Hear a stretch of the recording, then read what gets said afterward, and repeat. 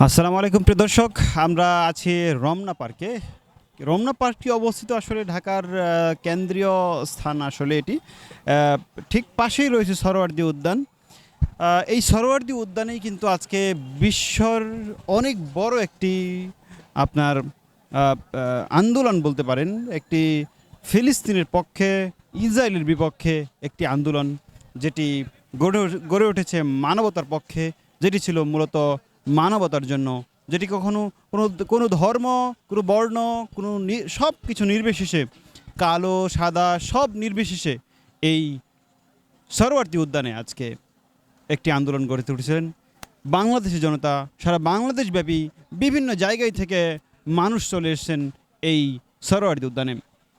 প্রিয় দর্শক, আমরা একটু যাওয়ার চেষ্টা করবো। এখানে অনেক আমরা দেখতে পাচ্ছি অনেক দূর থেকে হয়তো ওনারা এসেছেন। একটু চেষ্টা করবো ওনাদের সাথে একটু কথা বলার জন্য। ওনারা হয়তো একটু ব্যস্ত আছেন, তারপর আমি চেষ্টা করবো একটু কথা বলার জন্য। আসসালামু আলাইকুম। আসসালামু আলাইকুম। ওয়ালাইকুম আসসালাম। কেমন আছেন ভাই? আলহামদুলিল্লাহ। একটু কথা বলতে পারি? ভালো নাই, জি বলেন। যে আজকে কেমন আন্দোলন করতে গিয়েছিলেন আপনারা? আমরা আসছি নারায়ণগঞ্জ রূপগঞ্জ থেকে। নারায়ণগঞ্জ রূপগঞ্জ। কখন এসেছিলেন? আমরা আসছি কয়টায়? 11টায়।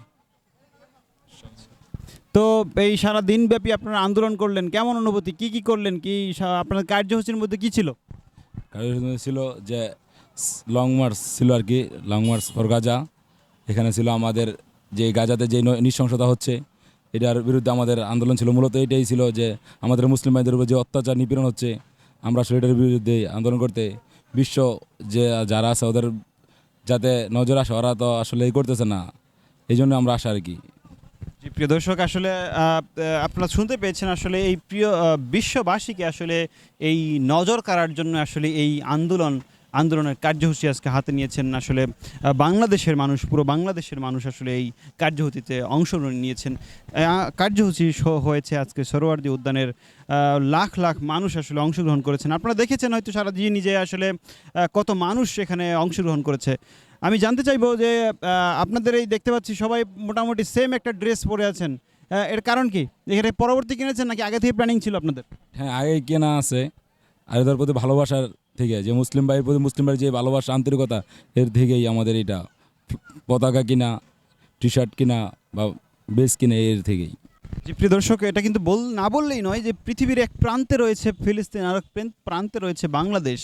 আর শুধুমাত্র তাদের মধ্যে ভালোবাসার সম্পর্ক রয়েছে মানবতার জন্য, তাদের জন্য সম্পর্ক রয়েছে এই কালিমার জন্য। দেখতে পাচ্ছেন প্রিয় দর্শক যে ফ্রি ফ্রি প্যালেস্তাইন এভাবে ওনার লেখা রয়েছে। কী কী স্লোগান দিলেন আজকে? আজকে স্লোগান হচ্ছে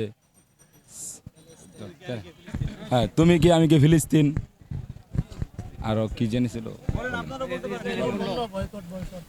ইসরায়েলি পণ্য বয়কট বয়কট, ভারতীয় পণ্য বয়কট বয়কট।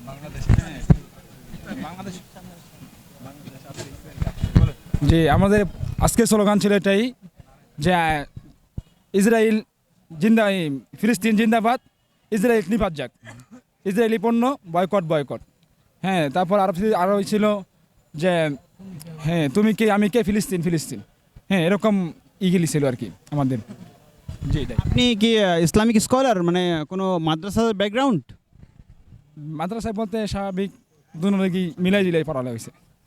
তো আপনাকে জিজ্ঞেস করতে চাইবো যে আসলে এই যে অনেকেই বলে থাকেন যে এই গণতান্ত্রিকভাবে আমরা এগোলে আমরা ওই ফিলিস্তিনের কাছে যেতে পারবো না, এভাবে আমাদের সশস্ত্র যুদ্ধ করতে হবে, বিষয়টা আপনি কিভাবে দেখেন?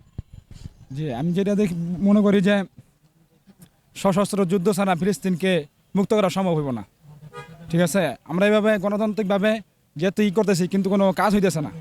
আমরা যদি সশস্ত্র শরীরে এরকম ওইখানে যাই এরকম অংশগ্রহণ করতে পারি, তাহলে আমার হয় কিছু কাজ হবে। হ্যাঁ, এর জন্য আমাদের সবার কাছে, আমাদের সরকারের কাছে আবেদন যাতে আমাদেরকে ওইখানে যাওয়ার সুযোগ করে দেয়। আমরা যাওয়ার জন্য প্রস্তুত আছি ইনশাল্লাহ সবাই। তো প্রিয় দর্শক, দেখতে পাচ্ছেন যে উনি এই সেন্টেন্সটা যখন বলেছেন, এই বাক্যটা যখন বলেছিলেন যে আমরা ফিলিস্তিনে যাওয়ার জন্য প্রস্তুত আছি, এখানে কিন্তু অনেক সাড়া পেয়েছেন উনি। এই মোটামুটি এখানে 7, 8, 9, 10 জন মানুষ আছে, সবাই কিন্তু ইনশাল্লাহ এই শব্দটা উল্লেখ করেছেন। প্রিয় দর্শক, যে আসলে এই কথা না বললেই নয় যে মানুষের এই ভালোবাসাটা এই মানবতা উদ্ভাবের জন্য, এই কালেমার পতাকার জন্য, এই মানুষের ভালোবাসা, মানুষের রক্তের গন্ধের জন্য, এটি কিন্তু না বললেই নয় প্রিয় দর্শক। তো আমরা এখানে আরও দর্শক বৃন্দদেরকে দেখতে পাচ্ছি। প্রিয় দর্শক, আর একটু আমরা কথা শুনবো। আসসালামু আলাইকুম। তবে আমি আপনাদের মাধ্যমে একটা মেসেজ দিতে চাই যে বিশ্ব মিডিয়া আমাকে মুসলমান করে জঙ্গি বলে, কিন্তু কোনো মুসলমান কি কোনো একটা মানুষকে হত্যা করছে? কিন্তু দেখেন ইহুদিরা লক্ষ লক্ষ মুসলমানদেরকে, নিষ্পাপ শিশু, বাচ্চা, নারী, মহিলাদেরকে হত্যা করতেছে, কিন্তু মিডিয়া তো তাদেরকে জঙ্গি বলতেছে না।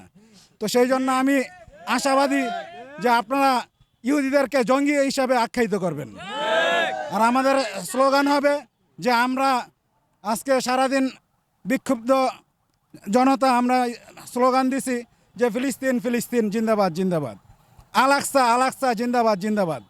যেহেতু আল আকসা যেটা মসজিদে আকসা, এটা মুসলমানদের প্রেরণার জায়গা, মুসলমানদের হৃদয়ের স্পন্দন, মুসলমানদের প্রথম কিবলা।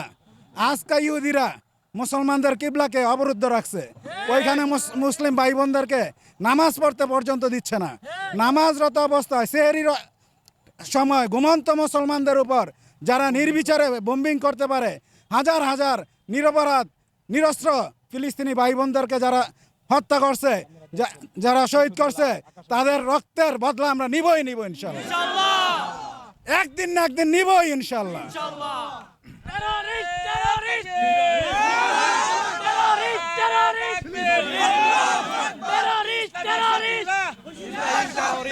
ইসলামের শত্রুরা